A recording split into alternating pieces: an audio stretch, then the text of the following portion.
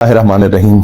آج جس حوالے سے میں بات کرنے لگا ہوں انتہائی تکلیف دہ، انتہائی کرب کا باعث، انتہائی دکھ کی بات۔ رات سے میں سکون کی نیند سو نہیں سکا۔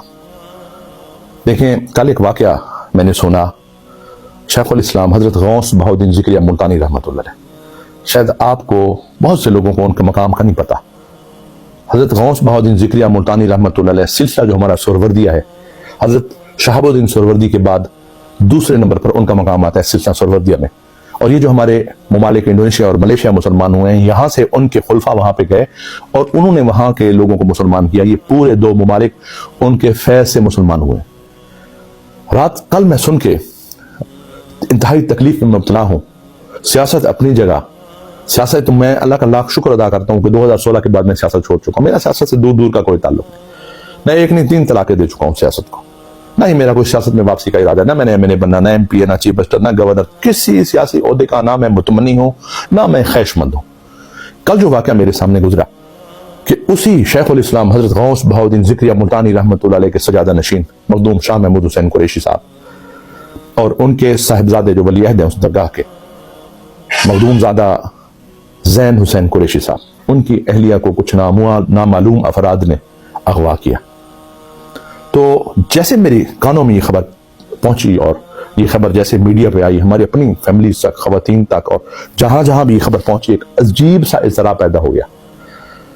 میں مطالبہ کرتا ہوں وزیر اعظم سے، وزیر اعلیٰ جو پنجاب کے ہیں ان سے، اداروں کے سربراہوں سے، چیف جسٹس آف پاکستان سے کہ اس واقعہ کی انکوائری کروائیں۔ یہ صرف سیاست کی خاطر، اور ایسی خاتون جس کا سیاست سے تعلق نہیں ہے، ایک خالصتاً ہاؤس وائف ہے، بچوں کی ماں ہے، اس کا سیاست سے کبھی اس کا بیان نہیں دیکھا گیا، کبھی اس کا بیان نہیں سنا گیا۔ سیاسی جنگ آپ لڑیں بے شک، اسمبلیوں میں لڑیں، ایوانوں میں لڑیں، حلقوں میں لڑیں، لیکن کیا ایسی ہاؤس وائف اور اتنا بڑی گدی کی جو ہے وہ بہو کو آپ یوں آ کے اغوا کر لیں؟ یقین جانیں اس واقعہ کے بعد تو میں خود کو بھی غیر محفوظ سمجھنے لگا ہوں کہ ہمارا ملک کس جگہ پہ چل رہا ہے، ہم کس جگہ پہ چل رہے ہیں، کس طرف جا رہے ہیں۔ انگریزوں کی اس ملک میں، اس بر صغیر میں حکومت رہی ہے تو وہاں بھی انہوں نے اس طرح خانقاہوں کو نہیں چھیڑا۔ اتنی بڑی درگاہوں کے جو سجادگان ہیں ان کے ساتھ سیاست میں اگر آ گئے ہیں تو ان کا جرم ہے کیا؟ سیاست کو آپ سیاست کے اندازے سے ٹیکل کریں، وہ کس سیاسی جماعت سے ان کا تعلق ہے وہ جانے، ان کا کام جانے، لیکن خدا را ہاؤس وائفز کو اس طرح اغوا کرنا اور اس طرح جو ہے نا وہ ایک ملک میں عجیب سا ماحول۔ یقین جانے مجھے تو کل سے بڑی تکلیف میں مبتلا ہوں۔ میں مطالبہ کرتا ہوں آپ سب سے، مخدوم زین حسین قریشی صاحب کی اہلیہ کا اغوا یہ ہر ایک آستانے کے لیے بڑی ایک بے چینی کی بات ہے۔ میں ان کی سیاست اپنی جگہ، لیکن بچوں کا، بیویوں کا، بیٹیوں کا، ماؤں کا، بہنوں کا، سب کی مائیں سانجھی ہیں، سب کی بہنیں سانجھی ہیں، سب کی بیٹیاں سانجھی ہیں۔ اگر یہ حالات ملک میں ہو گئے تو پھر جو ہے نا کیا اعتماد رہے گا کسی ادارے پہ؟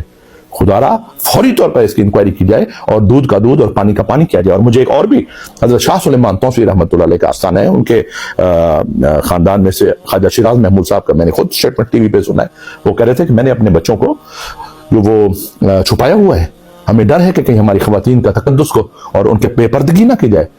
اتنی بڑی بڑی درگاہوں کے سجادگان کے ساتھ اور ان کے پردہ دار خواتین کے ساتھ اگر اس طرح کا ماحول ہوگا تو ہم کیسے معاشرے میں رہ رہے ہیں، ہم کیسے ملک میں رہ رہے ہیں، ہم کیسے سسٹم میں رہ رہے ہیں؟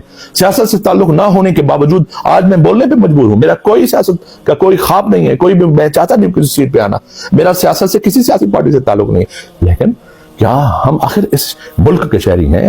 ہمارا اس نظام سے واسطہ ہے کیا؟ ہمارے بیوی بچے اور ہماری بیٹیاں اگر وہ گھروں میں محفوظ نہیں ہیں تو پھر ہم خاموش بیٹھ کے تو پھر بھی ایک بہت بڑے گناہ عظیم کے مرتکب ہو رہے ہیں۔ اگر اس حالات میں خاموش بیٹھتے ہیں تب بھی گناہ ہے۔ تو میں اپیل کرتا ہوں آخر میں اپنا چیف جسٹس آف پاکستان سے، وزیر اعظم سے، چیف منسٹر سے، اداروں کے سربراہوں سے، خدا را اس طرح کے واقعات جو ہیں وہ بالکل جو ہے ملک کی جڑوں کو کھوکھلا کر دیتے ہیں اور شدید بے چینی ہوتی ہے معاشرے کے ہر ایک فرد میں۔